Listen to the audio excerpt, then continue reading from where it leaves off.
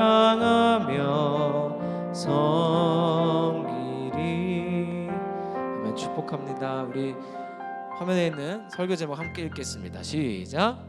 증인. 기도하겠습니다. 하나님, 이 귀한 주일에 하나님의 말씀을 들을 수 있는 자리로 인도하시고 보내신 하나님께 감사를 드립니다. 이 시간 말씀이 들려지게 하시며 특별히 우리를 예수 그리스도의 증인으로 보내신 그 사실이 들려지고 받아들여지며 복음이 경험되는 시간 되도록 역사하시옵소서. 예수님의 이름으로 기도합니다. 아멘. 네, 제가 좋아하는 그 컨텐츠 중에 알쓸범잡이라고 있어요. 혹시 아십니까? 네, 재밌어요. 진짜 재밌어요. 저희 나만 재밌는 건 아닐 거고 조회수가 많은 거 보니까 재밌거든요. 그래서 그 범죄에 있었던 일들을 막 프로파일러가 해주는 것도 있고 뭐 어떤 범죄 심리학자가 얘기하는 것도 있어서 막 어떤 몇 년도에 무슨 사건이 있었습니다 막 소개하는 게 있어요. 근데 거기서 나왔던 것 중에 제가 이제 꽤 충격적으로 들었던 게 하나가 있는데, 어떤 사건이 있었냐면 두 부부가 그 차를 타고 간 거예요. 차를 타고 이제 가다가 교통사고가 났어요. 근데 다행인지 불행인지 여성분은 이제 거의 이제 그 정확히 어떤 증상인지 모르겠는데 아무튼 다리가 부러졌는지 못 걸으시게 된 거예요. 그래서 이제 치료받는 동안 침대에 누워 있고 휠체어 생활을 하시는 거고, 남편분은 사고는 크게 났는데 다행히 많이 안 다쳤어요. 그래가지고 이제 치료를 받고 있는데, 그러던 어느 날 입원실에 있던 그 아내분이요, 갑자기 남편한테 들려가지고 응급실로 뛰어내려옵니다. 그래서 응급실에 왔더니 이 여자분이 머리에서 피를 철철 흘리고 있고 결국은 치료받다가 이제 응급실에서 돌아가셨어요. 그래가지고 이제 이 사건을 어쨌든 사람이 죽은 사건은 다 조사를 하잖아요. 그래서 조사를 했는데 조사 결과가 이렇게 써 있었대요. 여자분이 화장실에 갔고 화장실에서 쿵 소리가 난 다음에 여보 살려줘 하고 뛰어갔더니 머리에서 피를 흘리고 있었다. 그래서 응급실로 갔는데 사망을 했다라고 이제 정리가 됐어요. 근데 여러분, 이 증언에서 조금 이상한 거 없으세요? 근데 아직은 다들 이상하다고 생각을 안 하고 사건이 거의 종결이 됐어요. 그런데 부검을 하는데 이상한 게 발견된 거예요. 뭐냐면 휠체어를 타고 있는 사람이 화장실에서 넘어졌으면 머리 어디가 깨져야 돼요? 뒤통수. 근데 정수리가 깨져 있는 거예요. 부검하던 분이 이거는 이상한데? 라고 생각을 한 거예요. 그래서 증언을 다시 살펴보니까, 여러분 생각해봐요. 머리가 깨져서 돌아가실 정도로 머리에 두개골에 구멍이 났는데 그 사람이 쿵 소리가 난 다음에 여보 살려줘라는 말을 할 수 있을까요? 못하죠. 사실은 뭐였던 거예요? 여보 살려줘? 쿵이었던 거죠. 쿵이 먼저가 아니라 쿵이 뒤인 거예요. 그러니까 쿵이 먼저였던 거죠. 뒤가 아니라. 이게 뭐냐면, 그러면서 그 범죄 프로파일러 교수님이 그러시더라고요. 사람은요 거짓말을 해도 자기가 아는 선에서밖에 못한대요. 그래서 우리가 외계인 일을 막 상상을 해가지고 막 영화를 만들어도 결국에는 팔다리 다 있고 눈이 있는 사람 같잖아요. 그러니까 눈이 100개냐 하나냐 뭐 이런 차이지, 결국은 사람같이 생겼고, 좀비들도 어떻게 생겼어요? 좀비들도 거의 사람처럼 생겼죠. 그러니까 결국은 우리가 상상하고 뭘 해도 사람이 알고 있는 거 선에서밖에는 못한다는 거예요. 오늘 우리는 증언에 대해서 얘기를 할 건데요. 7절을 한번 읽어보겠습니다. 자, 같이 한번 읽어볼게요. 시작.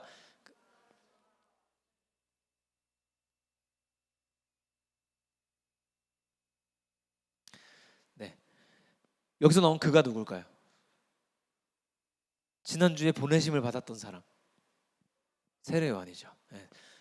이 요한복음을 쓴 사도 요한이 아니라 세례 요한입니다. 그래서 세례 요한을 설명을 하는데 뭐라 그러냐면 빛을 증언하러 온 자라고 그래요. 여러분, 증언하는 사람을 두 글자로 뭐라고 부르게요? 증인. 그래서 법원, 왜 영화에서 보면 증인은 위증에 뭐 어쩌고 하면서 막 선서 막 하잖아요. 그래서 증언하는 사람을 증인이라고 부릅니다. 그러면은 법정에 서서 증인이 증언을 하려면 이 사람은 둘 중에 하나가 있어야 돼요. 그게 뭐냐면 첫 번째는 목격을 했거나 두 번째는 증거를 가지고 있어야 됩니다. 그래서 왜 영화나 드라마에서 보면은 증인이 못 나타나게 하려고 막 술을 쓰잖아요. 막 교통사고 내고, 교통사고 딱 났는데 회장님 잡아놨습니다 하고 딱 문 열었는데 다른 사람이야.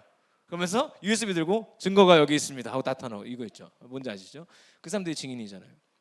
근데 증인이 만약에 출석을 했어요. 그래서 증인은 뭐 어쩌고저쩌고 해서 뭐 이게 했는데, 그래서 증인은 몇 월 몇 시에 누가 뭘 하는 걸 보셨습니까? 아니요. 증거가 있습니까? 아니요. 그럼 왜 오셨습니까? 저도 모르겠는데. 이러면 안 된다는 거잖아요.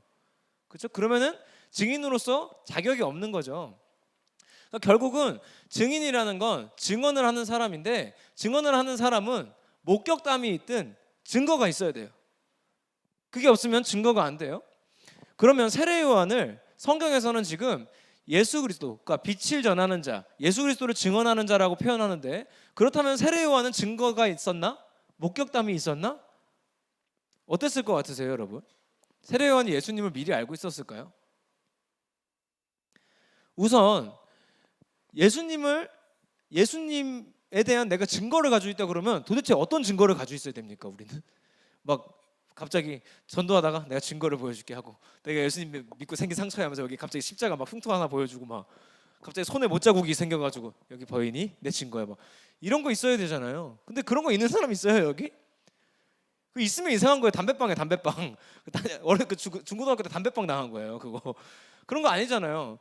세례 요한이라고 딱히 그런 증거가 있었던 건 아니에요. 그렇죠?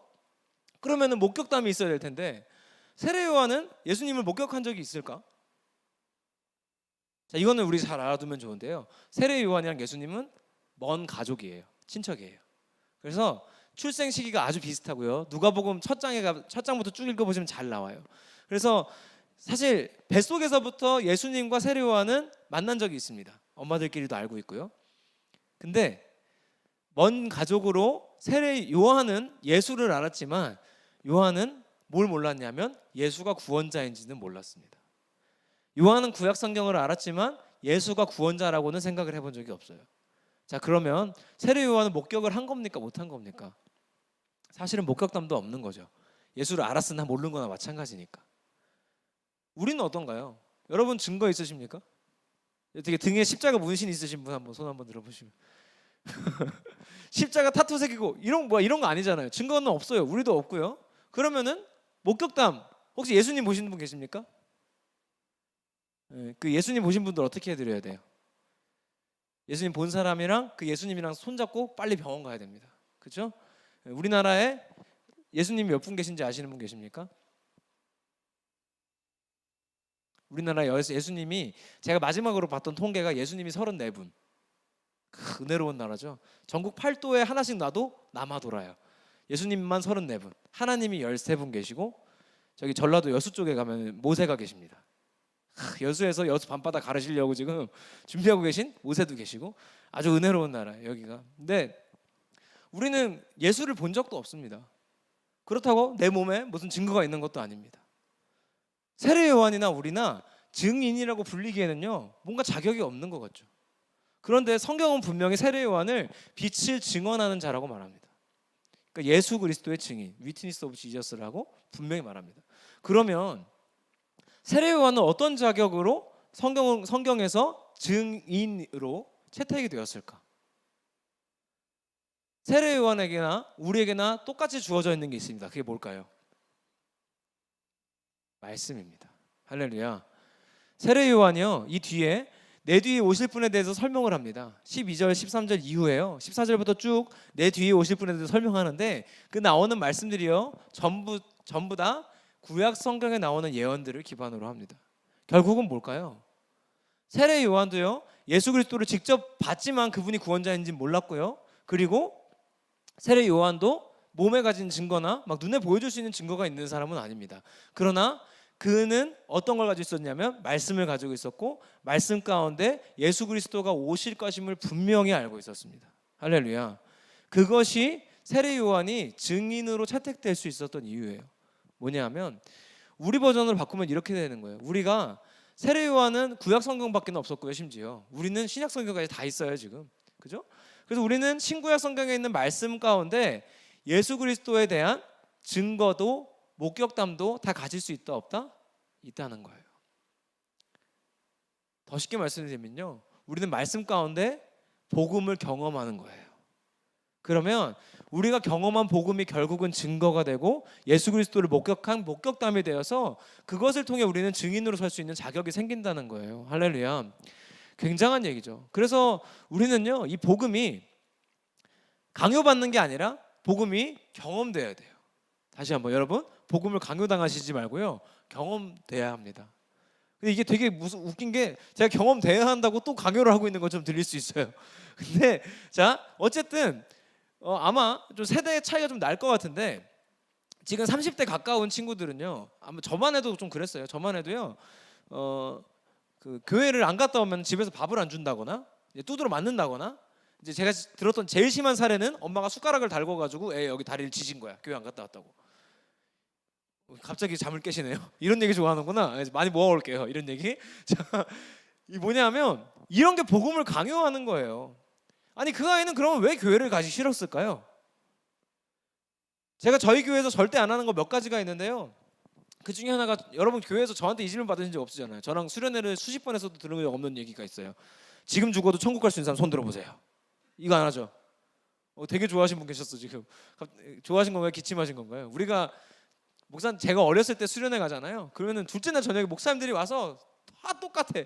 지금 죽어도 천국 갈 수 있는 사람 손 들어보세요. 그러면은 천국 갈 마음은 없는데 손을 들어요 다. 왜냐하면 안 들면 선생님이 쫓아와요. 넌 왜 손 안 드니? 넌 지금 천국 못 가? 아니, 그렇게 말하니까 천국을 못 갈 것 같은 거잖아 지금. 내가 뭘 잘못한 것 같고. 근데 이게 복음 강요거든요. 근데 우리는 이 시간을 굉장히 길게 살았어요. 사실 우리가 엄마 아빠를 이제는 여러분 좀 품어주셔야 돼요. 우리 엄마 아빠 세대는 복음을 그렇게 강요당했던 분들이에요 사실은. 특히나 우리 엄마 아빠 나이 때는 모태신앙이다, 복음을 완전히 강요당한 분들이에요 진짜. 그러다 보니까 복음이 좋다는 건 알겠는데, 좋다는 거를 배워서 알아. 내가 약간 이런 거야. 가스라이팅이지, 가스라이팅. 그래서 내가 누구랑 사귀는데 난 얘가 싫거든. 분명히 싫은 것 같아. 근데 얘가 계속 가스라이팅을 하는 거야. 너 나 좋아. 넌 날 좋아해. 이거 좋은 거야 지금. 너 마음 그거 좋은 마음이야. 막 이게 가스라이팅이거든요. 그래서 이거를 여러분, 특히 남성분들 좀 적절하게 잘하셔야 결혼을 할 수 있는 거예요. 갑자기 이게 넘어가면 안 되는데, 제가 맨날 그랬거든요. 김다현 전사랑 통화할 때, 연애할 때, 뭐 이렇게 전화하고 뭐 하다가 결혼해 하고 맨날 끊었어요. 결혼했잖아요. 이거는 가스라이팅이 아니라 그레이스 라이팅. 그래서 은혜를 비추는 거죠. 근데 우리가 복음을 가스라이팅 당해왔다면 그거는 사실 앞뒤가 안 맞는 거예요. 왜냐하면 복음이 뭐냐면 예수 그리스도예요.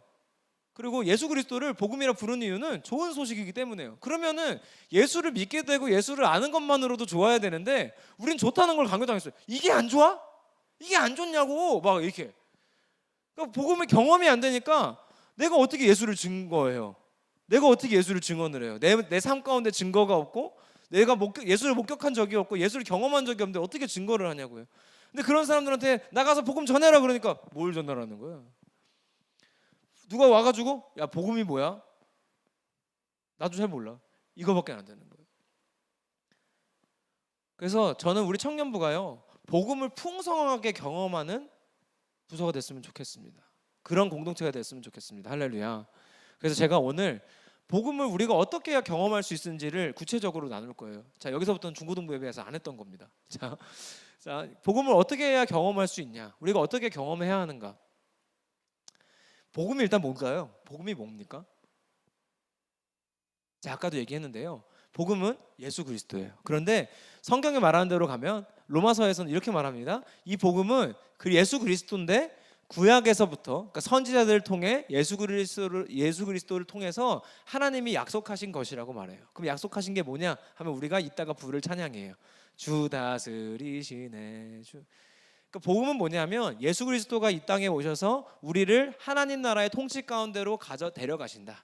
더 쉽게 말하면 예수님 믿고 하나님 나라 살게 되는 이야기입니다. 핵심이 뭐예요? 하나님 나라 가게 된다고 안 했습니다. 가는 건 당연히 가는 거고요, 하나님 나라에 살게 되는 얘기예요. 그럼 하나님 나라를 살자 그러면 또 이게 또 강요가 돼. 여러분, 하나님 나라를 살아내야 합니다. 우리가 살아낸다고 살아낼 수 있는 게 아니에요. 이게 안 돼요 마음대로. 그럼 하나님 나라를 산다는 게 뭐냐면 주인이 바뀐다는 거예요. 이게 그냥 핵심이에요. 내 삶의 주인이 바뀌는 게 복음을 경험하는 거예요. 할렐루야. 내 삶의 주인이 바뀌는 경험을 하는 거예요. 그게 복음을 경험하는 거예요. 자, 우리의 예로 들어볼게요. 이런 겁니다. 오늘같이 연휴예요. 놀러 가고 싶죠? 금, 토, 일, 월, 화, 수인가요? 기가 막히죠? 네, 우리 2년 전 이 때문에도 러시아 갔었잖아요. 좋았는데. 네. 근데 지금 황금 연휴잖아요. 이럴 때 우리가 예배에 나오는 거 주인이 바뀌는 경험입니다. 지금 온라인에 무려 6명이나 들어와 있는데 이 6명은 제정신이 아니죠. 왜냐하면 지금 충분히 거기서 그냥 놀고 해도 제가 뭐라고 하긴 합니까? 뭐 누가 목사님 리더가 전화해서 너 예배 안 들어가려 합니까? 대단한 거죠. 이런 게 뭐냐면 우리가 작게나마 복음을 경험하는 거예요. 내 삶에서 주인이 바뀌는 경험을 하는 거. 지금 나의 마음은 예배 안 드리고 놀러 가고 싶지만 주인의 마음이 그것이 아니니까 주인의 마음대로 한번 해보는 거. 이게 주인이 바뀌는 거고요. 그걸 해봄으로써 복음이 경험되는 거예요. 아, 그럴 때 예배 나오니까 되게 좋구나. 사실은 이 전에 중고등부 예배 때요, 방송 사고가 어마어마하게 났어요. 예배 2분 전인데 갑자기 이 PPT가 아까 안 나왔어요. 그리고서는 겨우 고쳐가지고 아 됐다 하면서 은별이 여기서 막 찬양도 막 하고 있는데 마이크가 빡 하고 난리났어요. 근데 제가 자주 말씀드리지만 무선 마이크 혼선되는 거는요, 전 세계에서 그 엔지니어 제일 잘 보는 사람이 와도 답이 없습니다. 네, 그래서 무선 마이크를 그냥 주파수 여러 개를 잘 쓰는 수밖에 없어요. 제품을 잘 사는 수밖에는. 근데 우리는 이미 주어져 있는 걸 쓰잖아요. 제가 아무리 최선을 다해도 못 막을 때가 있습니다. 그래서 옛날에 장비가 안 좋을 때는요, 마이크 쓰다가 여기 라디오가 나오고 그랬어요. 얘도 주파수를 쓰니까 라디오 주파수를 잡아가지고 갑자기 컬투쇼 나오고 예배 시간에 누가 컬투쇼 틀었니? 네 마이크가 이렇게 되기도 했었단 말이죠. 그런데 그럴 때 막 우리가 주인이 안 바뀐 상태로 예배하잖아요. 그러면은 야 어떻게 이거 고치고 예배하자. 잠깐만, 자 예배 잠깐만 쉬겠습니다. 이렇게 갈 거예요. 인간적인 마음으로 장비 해결하고 해야죠. 근데 그게 아니라 일단 하는 거예요. 그래서 일단 마이크 껐다가 잠시 쉬다가 보면 안정도 되고 하거든요. 안정된 다음에 다시 하고 예배하는 거죠. 주인이 바뀌는 경험을 하는 거예요. 우리 이번에 설에 가면 어떻습니까? 여러분 설에 가기 싫은 분들 많으시죠? 설에 가면은 장가는 언제 가니? 결혼은 언제 하니? 넌 전공을 뭘 했니? 너 앞으로 취직은 어떻게 할 거니? 너 앞으로 무슨 일 하려고 그러니? 넌 꿈이 뭐니? 너는 왜 꿈이 없니? 또 꿈을 강요당하고 그죠? 또 이런 상황을 겪을 텐데 우리가 그 가운데 할 수 있는 게 뭘까요? 주인이 바뀌는 경험을 하는 거예요. 여러분 원래 나 같으면 어떻게 합니까? 삼촌 그런 소리 좀 하지 마세요. 막 또 가면 어른들이 또 힘들게 하죠. 정치 얘기하잖아요 또. 예. 또 제명이니 성렬이니 하면서 자기들끼리 막 싸우고 그것도 들으면서 속상하고 또 고모랑 또 아빠랑 싸워. 막 1년 만에 만나가지고 고모랑 아빠랑 또 열심히 싸우고 막 보면서 속상하고 막 누구랑 또 의절하고 막 어른들끼리 또 의절하고 그런 가정들 많잖아요 사실. 우리는 그 가운데도요 주인이 바뀌는 경험을 하는 거예요. 그래서 삼촌이 나한테 와서 너는 커서 뭐 할 거니? 이미 다 컸는데 다음에 뭐 할 거니? 이제 뭐 할 거니 하면은 하나님께서 인도하실 겁니다. 주인이 바뀌는 경험. 그 삼촌이 당황하죠. 뭐야 얘 미쳤어? 하나님이 삼촌을 사랑하십니다. 주인이 바뀌는 경험. 그래서 다른 게 아니에요. 이런 거를 통해서 우리가 복음을 작게나마 경험하는 거예요. 그리고 제가 우리 청년부에게만 제가 추천드리고 싶은 게 있어요. 뭐냐면 여러분이 증인으로서 충분한 자격이 있는 사람들이에요. 그렇기 때문에 여러분 자신 있게 복음을 증언하십시오. 할렐루야. 설에 누구를 만나시면요 복음을 증언하십시오. 자신 있게. 제가 어떤 얘기를 들었냐면 이 얘기 듣고 제가 진짜 많이 회개를 했는데요. 아는 전도사님이 유학을 가게 된 거예요. 그래서 유학을 가기 전에 친한 친구, 제일 친한 친구랑 이제 만난 거예요. 근데 얘는 교회를 안 다녀요. 고등학교 친구인데 제 얘기 아닙니다. 본인 친구랑 이제 밥을 먹게 된 거예요. 그래서 밥을 먹는데 전도사님인 것도 알고 친한 친구니까. 근데 교회 안 다녀요. 근데 유학 가기 전에 얘기를 하다 보니까 이제 친구가 질문을 하더래요. 전도사님한테. 야, 너 하나님 믿는 사람이잖아. 교회 다니잖아. 그래서 너 유학 간다니까 내가 마지막으로 하나만 물어보자. 그래서 뭔데? 물어봐. 그랬더니 내가 볼 때는 하나님 좋은 분 아닌 것 같아. 그러더래요. 그 전도사님이니까 또 열받잖아요. 야, 넌 친구한테 그런 소리를 하냐? 내가 믿는 하나님이 얼마나 좋은 분인데 네가 하나님을 알아? 막 열받아가지고 남자들끼리 또 그래요. 그래가지고 막 열받아가지고 막 그러고 있는데 이 친구가 이렇게 말하더래요. 야, 그렇게 좋은데 너는 어떻게 나한테 하나님을 자랑을 한 번도 안 하냐? 기다렸다는 거예요. 근데 한 번도 자기는 얘기 안 한 거야. 그러면서 자기는 늘 그 생각한 거예요. 사실 저도 똑같았어요. 내가 이렇게 살아내다 보면 내 삶을 바라보다 보면 얘도 언젠가는 예수님을 알지 않을까? 근데 생각보다 기다리는 사람들이 있더라는 거예요. 그 얘기 듣고 엄청나게 회개했대요. 제일 친한 친구라고 하면서 내가 그렇게 좋다고 말하는 하나님을 이 친구한테는 자랑한 적이 없는 거예요. 왜냐하면 우리가 자꾸요 내가 증인으로서 자격이 없다고 생각해요.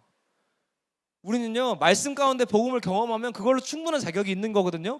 그런데 우리가 생각하는 자격은 뭐냐면 내가 좀 더 성공하면, 내가 좀 더 좋은 자리에 가면, 내가 친구보다 좀 더 나아지고 이 친구가 나를 울어버릴 수밖에 없을 때 그런 걸 보고 나면 얘도 예수님 믿을 거야. 얘 분명 믿게 될 거야. 내가 어느 자리에 가면은 분명 그걸 보고 믿게 될 거야 라고는 생각을 해요. 근데 그러니까 지금 당장은 예수 그리스도의 증인으로서 역할을 할 수 없는 것 같은 거죠. 그런데 오늘 성경은 말하는 거예요. 아니라는 거죠. 우리가 예수 그리스도에 대한 눈에 보이는 증거가 없을지라도, 내가 예수 그리스도를 실제로 본 것이 아닐지라도요, 말씀 가운데 복음을 경험하고 있다면, 그리고 여러분 삶 가운데 작게나마 복음을 경험하고 있다면 그걸로 우리는 충분히 예수 그리스도의 증인이 될 자격을 갖춘 겁니다. 할렐루야. 그런데 제가 이 얘기하고 나면 또 무서운 게 있어요. 뭐냐면 저는 설교 시간에 단 한 번도 열심히 사세요라고 말해본 적이 없어요. 그런데 사실 복음이라는 게 그래요. 듣고 나면 열심히 살고 싶어지거든요. 근데 열심히 살다가 지치면 그것 때문에 복음이 별거 아니라고 생각을 해요. 복음대로 사는 건 힘들어라고 생각해요. 여러분, 복음은 열심히 살라는 소식이 아닙니다. 주인을 바꾸라는 소식이지. 할렐루야. 주인이 바뀌는 거지 열심히 사는 게 아니에요. 근데 주인이 바뀌니까 열심히 살 수는 있어요. 그런데 열심히 사는 거에 또 매몰돼서 역시 복음대로 사는 건 힘들어, 하나님 나라를 살아내는 건 또 강요당하는 거야, 이런 마음이 자꾸 드는 거죠. 그게 아닌데, 그게 아니에요. 열심히 살라고 하는 거 아니에요. 저 여러분 삶 가운데 주인이 바뀌는 경험을 하라는 거예요. 그래서 이게 정말 어렵거든요. 이게 그 선이라는 게 참 지키기가 어려워요. 우리가 내가 예수 그리스도의 증인이라고 하니까 오늘 또 막 우리는 모두 다 예수의 증인 막 찬양했고 막 이렇게 고백했잖아요. 그러고 나면 나가면 또 증언해야지. 나가서 또 어떻게 하지? 경험해야 되니까 열심히 살아야지. 하다 보면 무너지고 좌절하고 절망하는 거예요. 원래 어떤 일에 진심일수록 절망도 커지고 좌절도 커지거든요. 진심이 아닌 사람들은 절망하지도 않고 좌절하지도 않습니다. 그거 경험하고 나니까 복음이 또 좋은 소식이 아니라 힘들고 어려운 소식으로 내 기억에, 내 생각에 남게 되는 거죠.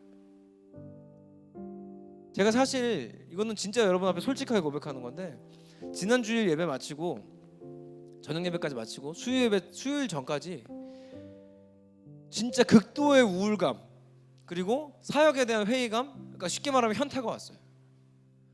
심각하게 왔어요. 근데 다른 게 원인이 아니고 청년부가 원인이었어요.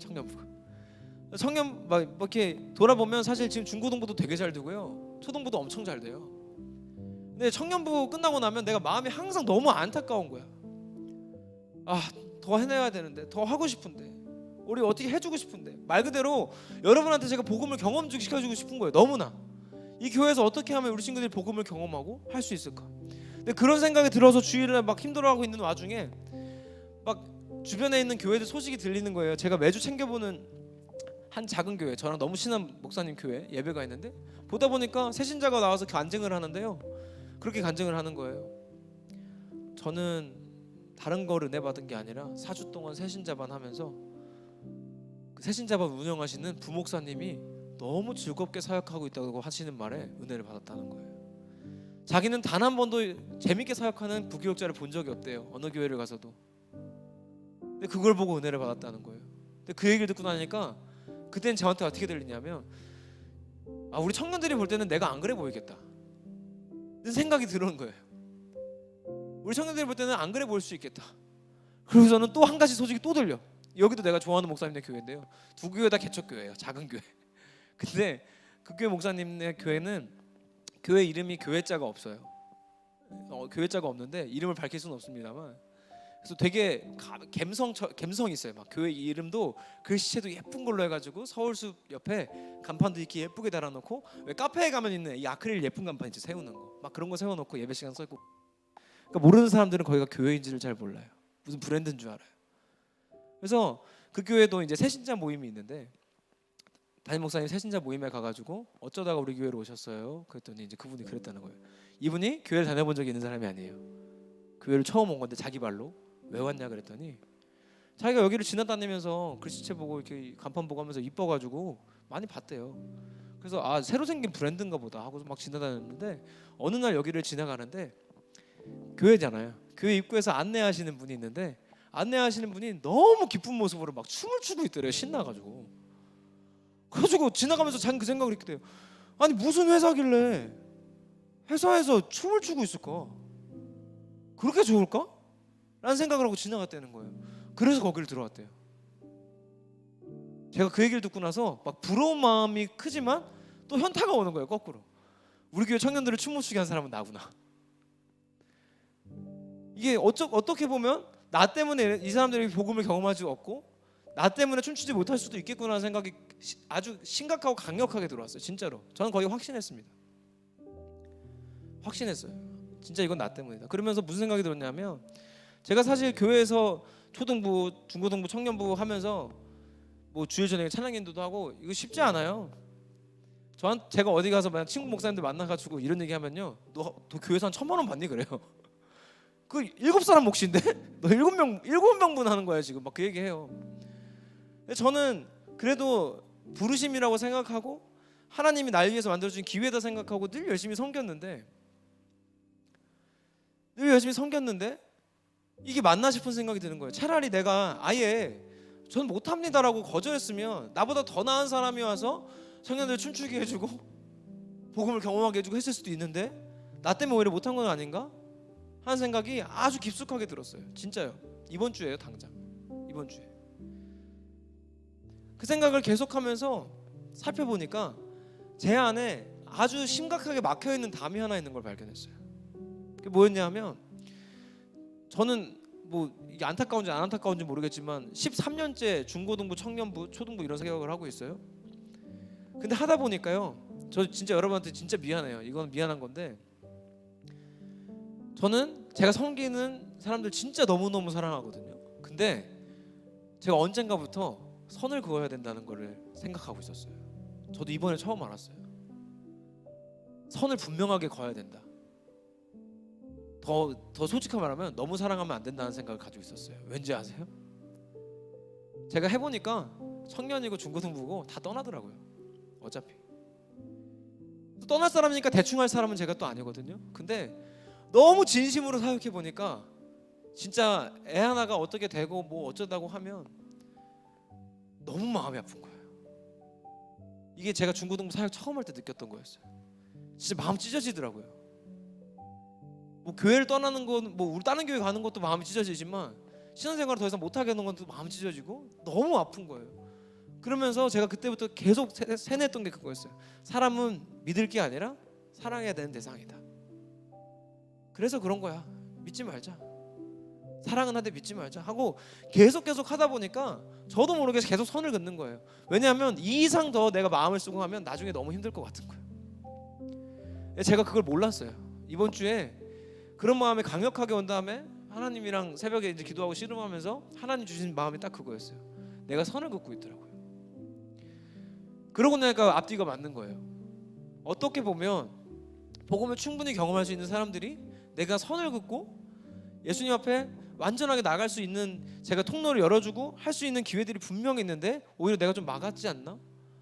막 이런 생각들이 들면서 하나님 어떡하죠? 저는 잘 못하는 사람인 것 같아요. 저도 알아요. 하나님 열심히 해도 뭐 잘하는 거랑 똑같은 건 아니니까 저도 알아요. 그러면서 어떡하지? 어떻게 해야 될까 하는 마음을 막 주시는데 오늘 우리 8절 말씀이 너무 은혜가 되는 거예요.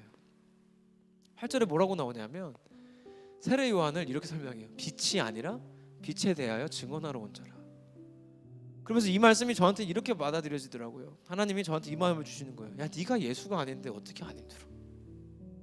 네가 나는 아니잖아. 네가 어떻게 복음을 경험을 시켜? 노력은 할 수 있죠. 장을 만들어주고 자리를 만들어줄 수 있지만 제가 경험을 시킬 수 없다는 거 너무나 잘 알지만 그게 욕심이 나는 거예요. 그러니까 무너지고 넘어지고. 근데 그 마음 가운데 하나님이 이 말씀을 그렇게 보게 하시는 거예요. 야, 하나님 나라를 살아낸다는 거, 예수 그리스도의 증인으로 산다는 거 우리 힘으로 할 수 없어. 네가 예수는 아니니까. 여러분, 우리는 예수 그리스도의 증인이지 예수는 아닙니다. 내가 복음이 아닙니다. 예수 그리스도가 복음이지. 우리가 원한다고 해서 전해지는 것도 아니고 우리가 못한다고 해서 안전해지는 것도 아닙니다. 저는 우리가 이 복음을이라는 거를 삶 가운데 많이 경험하셨으면 좋겠어요. 여러분도 저도 복음이라는 게 많이 경험이 되었으면 좋겠고요. 우리가 누구에게 강요할 일도 아니고 강요당할 일도 아닙니다. 그리고 우리가 원한다고 해서 완벽하게 다 전할 수 있는 것도 아니고 우리가 원한다고 해서 어떤 사람이 완벽하게 갑자기 받아들이는 것도 아닙니다. 그러나 성경이 오늘 말하는 대로 세례 요한을 예수 그리스도의 증인으로 이 땅에 보내신 것처럼 하나님은 우리를 예수 그리스도의 증인으로 이 땅에 보내셨습니다. 증거도 없고 목격담도 없는 우리에게 말씀을 주시고 말씀 가운데 하나님의 나라를 경험하고 그 경험한 나라를 전하시기를 하나님이 지금도 원하고 계십니다. 그래서 제가 우리 청년부 생각하면서 마음 먹은 게 있다면 이제는 진짜 그동안 쓰지 못했던 마음들을 써야겠다는 생각을 했어요. 그리고 마음껏 해주지 못했던 것들 마음껏 축복해주고 마음껏 사랑해주고 또 서로 그렇게 할 수 있게 만들어주는 것들을 내 힘이 아니라 하나님이 주신 것들로 해볼 수 있게 해야겠다는 생각이 많이 들었어요. 그래서 여러분 우리 아마 저랑 비슷한 마음을 가지신 분들도 있고 아닌 분들도 있을 텐데 사실 청년부가 지금 힘든 시기예요. 힘든 시간을 겪고 있는 건 맞아요. 이건 분명하게 인정해야 돼요. 우리에게 어려움이 없어라는 것보다 교만한 말은 없어요. 우리가 나름 어려운 시간을 겪고 있는 건 맞거든요. 그런데 우리가 이 가운데 주인이 바뀌는 경험을 하면 됩니다. 할렐루야. 그래서 우리가 주인이 바뀌는 경험을 하고 여기 한 사람 한 사람이 복음을 경험하잖아요. 우리를 통해 예수 그리스도의 증언을 듣게 되는 사람들이 분명히 생겨날 겁니다. 그리고 하나님 예비해 두신 자녀들을 반드시 보내주실 줄 믿습니다. 눈 한번 감아 보실까요?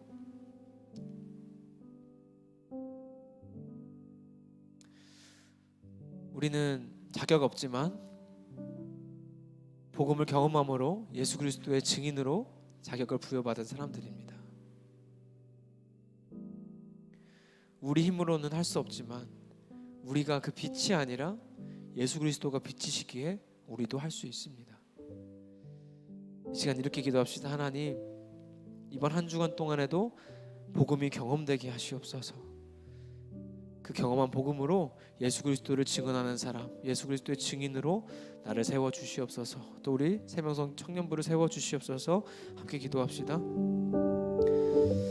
하나님 감사합니다. 우리에게 복음을 경험할 수 있는 자리를 만들어 주시고 하나님의 말씀을 듣게 하시니 감사합니다. 우리가 증인으로 서기에 너무나도 부족하고 아직은 멀었다 생각했지만 말씀 가운데 복음을 경험하고 삶 가운데 복음을 경험하며 예수 그리스도의 증인으로 예수 그리스도를 증언할 수 있는 충분한 자격을 갖췄음을 하나님 말씀해 주시니 감사합니다. 그러나 내 힘으로 할 수 없습니다. 우리에게 빛으로 비추시는 예수 그리스도의 그 빛을 따라 나아가기 원합니다. 우리 청년들 한 사람 한 사람 축복하시고 사용하시고 그들의 삶 가운데 놀라운 일들을 보여주시옵소서.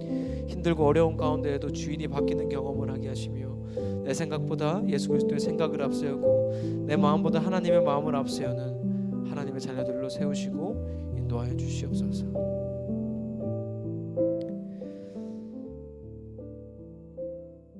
이 시간에는 우리 예배 가운데 주신 마음을요 함께 적어보시면 좋겠습니다.